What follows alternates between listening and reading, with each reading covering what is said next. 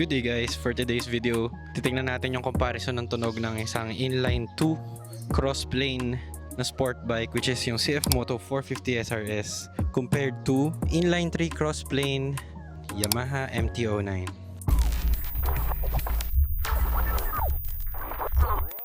So guys, by the way, yung mga pipes nila is, ito si 450 SRS is Austin Racing na shorty. Yan, Austin Racing shorty. While dun sa ating MT-09, ang exhaust niya is Terminioni. So guys, umpisahan natin dito kay CF Moto SRS.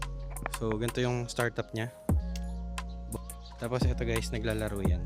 Pakita natin sa inyo. Yan, tapos startup siya dito.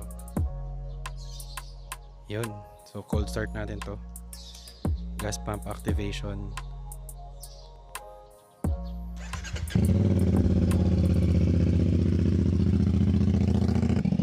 Yan ang tunog ng idle ng 450 SRS inline 2 crossplane.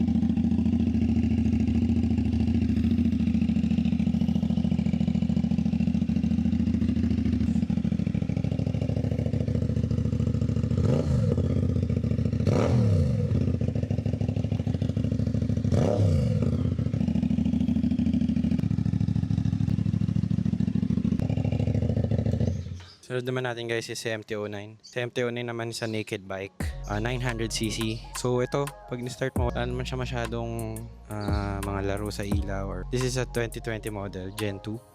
So ganyan lang, simple lang yung starting niya. Gas pump, activation.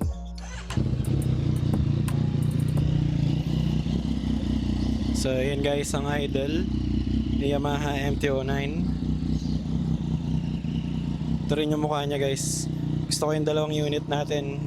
Very unique parehas yung mukha niya.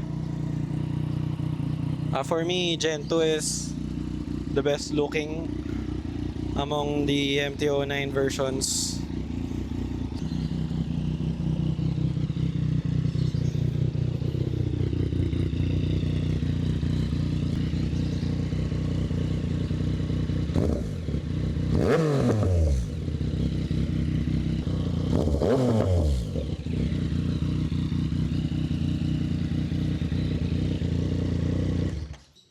So, ayan. Sana nabigyan ko kayo ng idea kung anong mga tunog, mga sumusunod na bikes. Isang crossplane inline 2 at isang crossplane inline 3. So guys, that's it for our video today. Hope you guys enjoy. Peace!